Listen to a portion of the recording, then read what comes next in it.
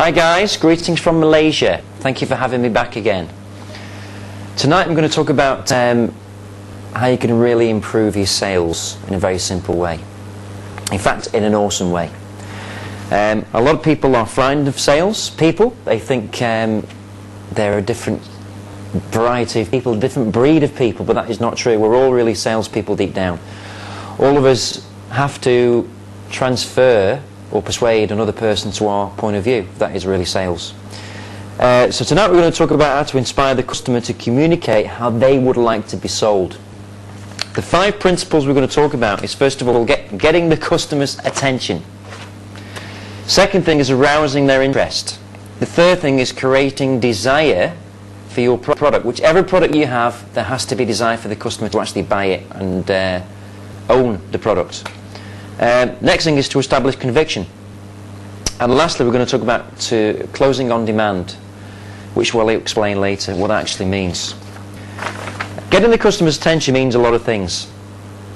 But first of all, if you don't have their full attention, if they are distracted in any way, shape or form, they will not be focused on what you're doing. Therefore, they won't be listening to you.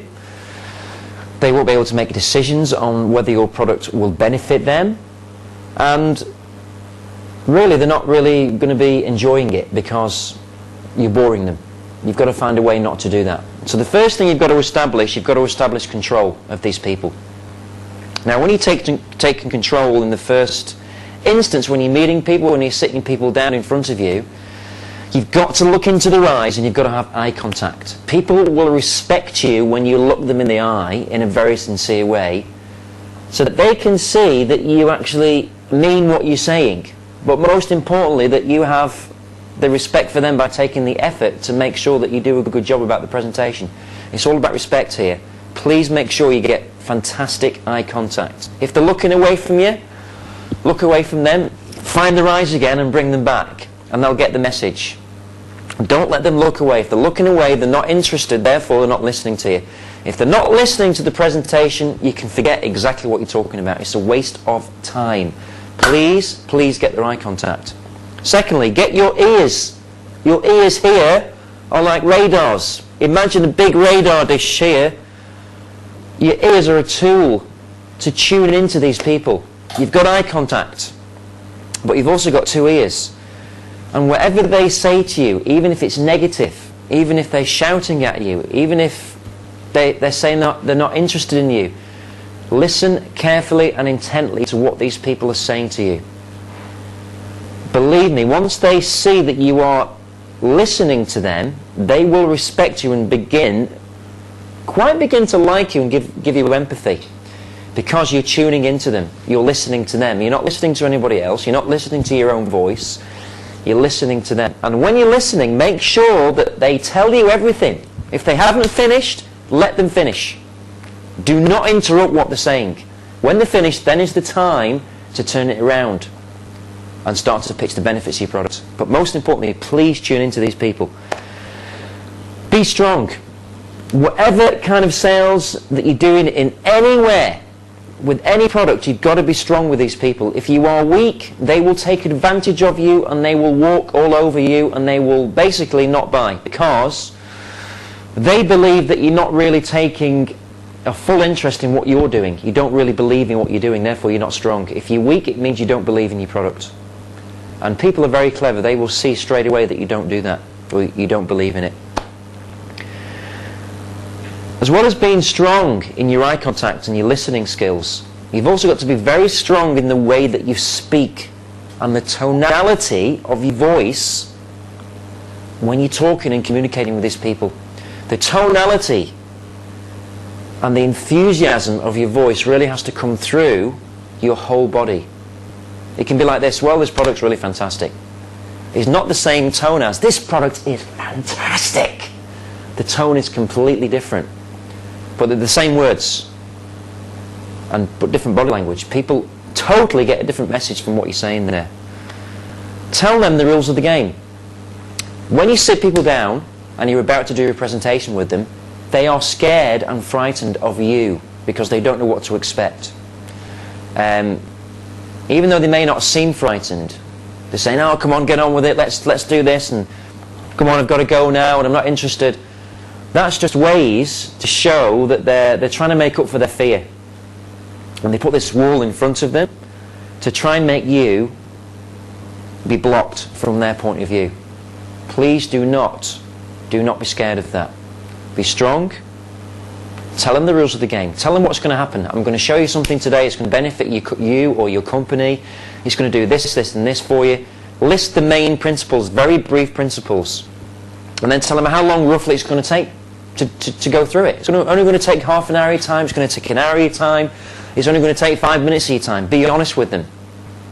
You know, respect that these people have schedules to keep. So please tell them what's going to happen during the presentation.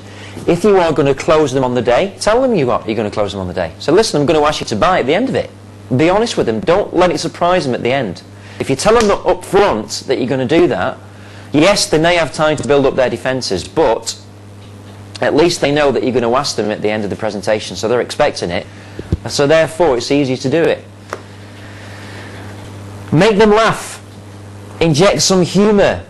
Now listen, a lot of people in these in books you read and the things that you see on TV tell you that please do not tell a joke if it doesn't work. Practice the joke. Yes, that is true. Try and practice a couple of jokes before you actually tell them the joke. If it doesn't work, it doesn't matter. You make mistakes. Laugh at yourself and they'll respect you for it. They'll still laugh and still get the joke, but at least you can laugh about yourself and they'll relax. And what happens when people laugh is that their barriers come down and they feel very, very much at ease with you because they see that you're human, you're not just a machine trying to sell a product. So please, laughing and humour is very important. Very, very important. Distract them from any outside influences and take control. Where you do your presentation is quite important. If there's a lot of loud noises around you, there's people walking in the room all the time, or if there's somebody else talking on the other side of the room, make sure the environment that you're in is conducive to what you're doing. So if you're doing a presentation with a slideshow, make sure that you are in the room with the right people. Make sure the door is locked, that no one comes in or comes out of that room. Believe you me, if someone walks in and walks out of the room all the time, these people will get distracted. You've got to take control of it. If someone does do that, which does happen, sometimes the maid or the tea lady comes in and says, "Do you want a cup of tea?" and distracts you all, then you have to get on with it and you have to adapt. But please get back to what you're doing after that. Believe you'll make a lot of mistakes. You'll have a lot of tests in any presentation that you do through the years. Use that as a learning experience. And it says here, please, please, please ask questions. We're going to talk about questions a bit later on. But if you don't ask questions, you're not going to find out really what makes these people tick, what they actually want, what really drives them. And if you don't know what drives them, you can't find the right product. You've got to ask questions all the time. Got to. Next, arousing the customer's interest.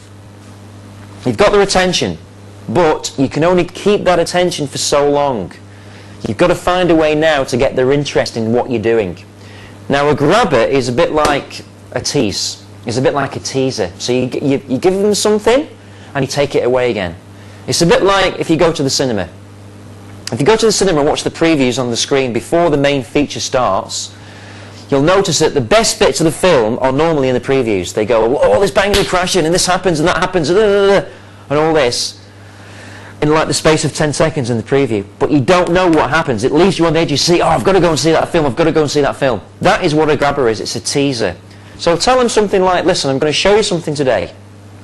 But if I could show you something, if I could show you a car, and it only cost you the price of your grocery shopping per week, and that's all it cost you, would you be interested?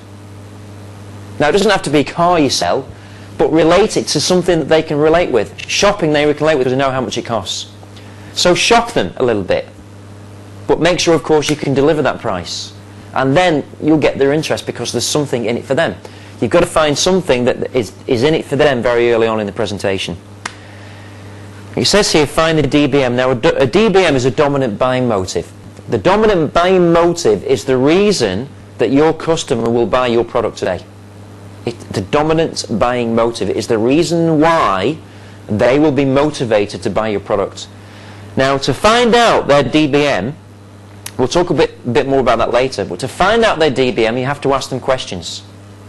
very good questions that will tell you the information that you need.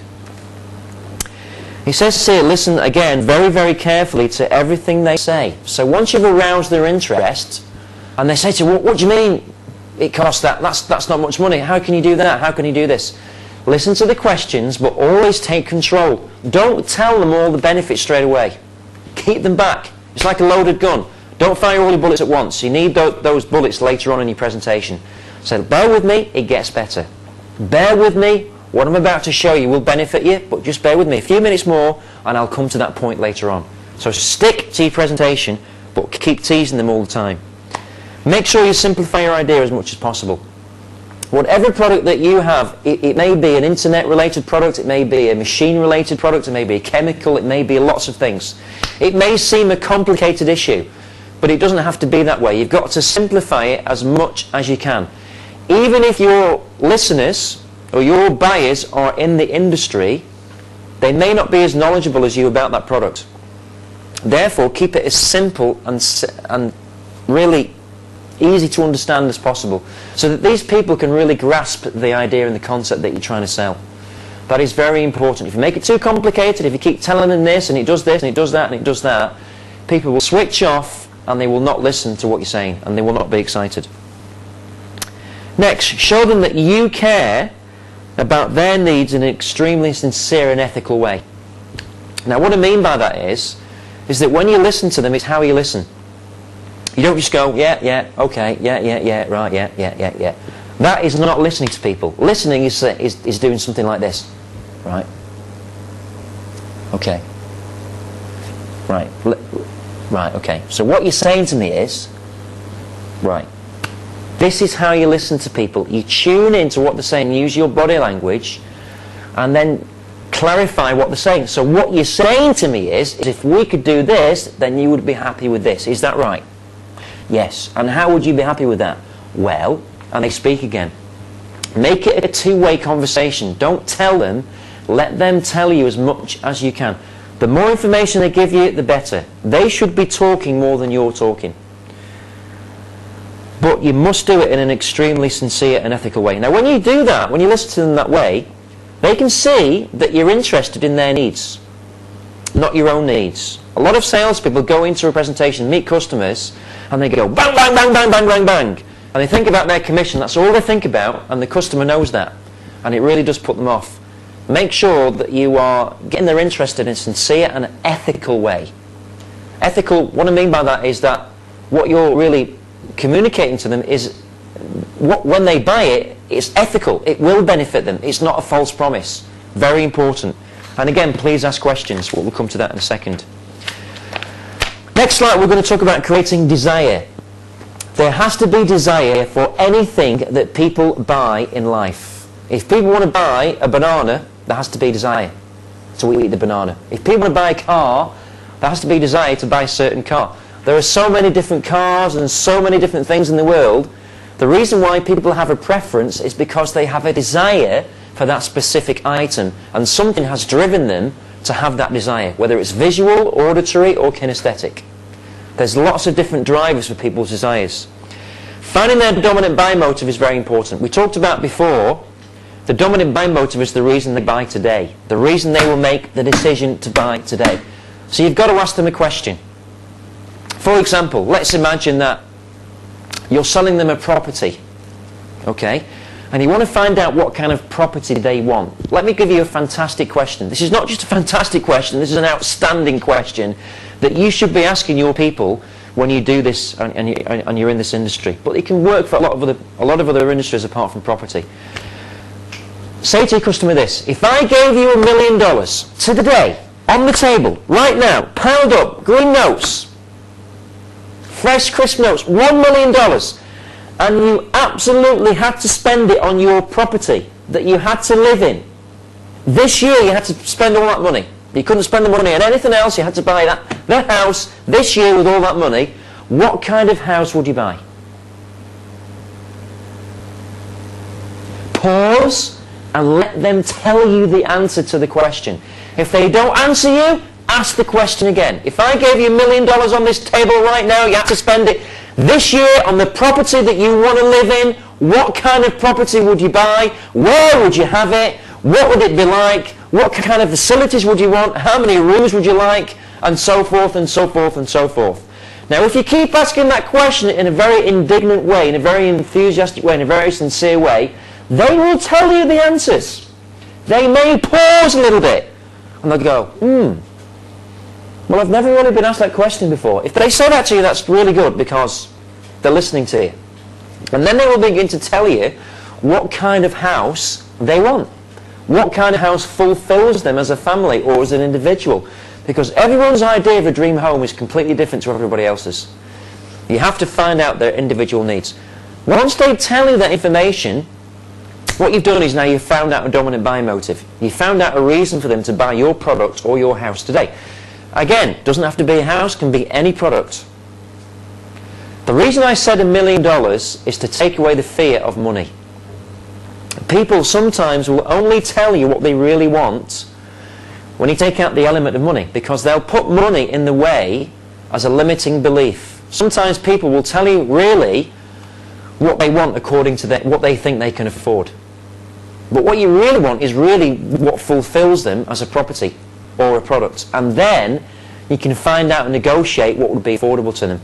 So basically you're meeting them both ways.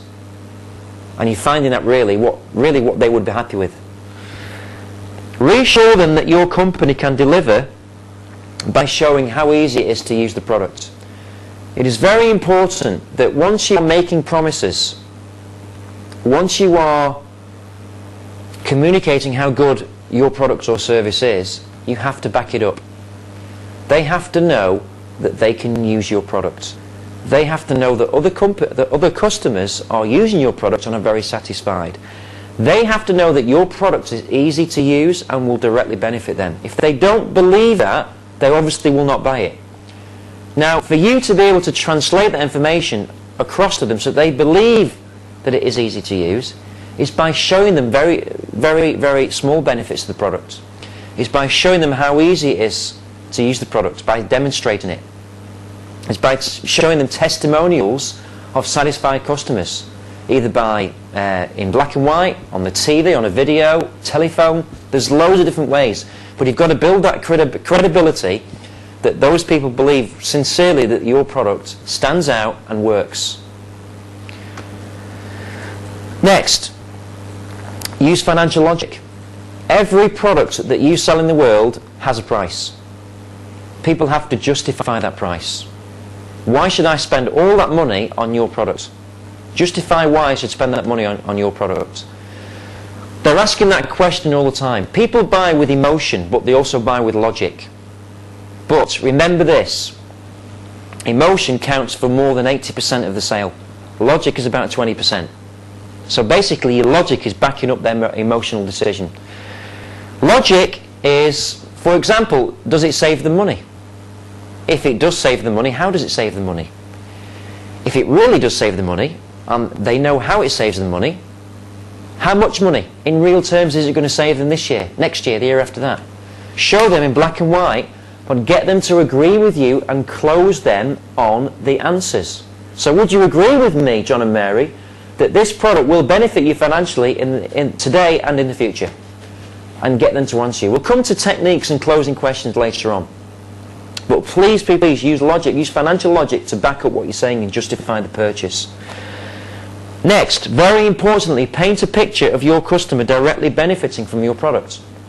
Put these people in the ownership of your product. If they're buying a car, paint the picture. Just imagine John and Mary sitting in that lovely leather seat, putting your hands on that steering wheel, turning the key and hearing that fantastic sound of your favourite car starting up in the morning. Imagine just driving down the road with the window down and people looking at you in the street, admiring the car that you're driving, feeling comfortable, your friend sitting next to you, admiring the interior of the car. Wow, what a great car, what a fantastic car. Paint the picture, get them excited about owning your product. It really, really does create desire. Now when you're painting a picture, you've got to appeal to the five senses. Sight, what they see, what they hear, what they taste, what they feel. Okay? What they can touch. Appeal to the five senses. So think about when you're selling your product, what they actually will see when they use it. Will they see a lovely beach? Will they see a lovely resort? Will they see a lovely house? Will they see a lovely car? Whatever it's going to be. It can be anything. But paint the picture and spend a long time doing that. And please don't feel silly doing it. A lot of salespeople say to me, well, you know, that's the hardest part of the presentation. It's really difficult to paint that picture emotionally. I will tell you now, if you do not do that, your sales will drop at about 80%. If you keep doing it and learn how to do it properly and really excite these people, your sales will start going up and increase and increase. If I can teach you one thing today about successful sales, it's creating desire by painting the picture of how it would feel to them by owning your product. Extremely crucial to what you're doing.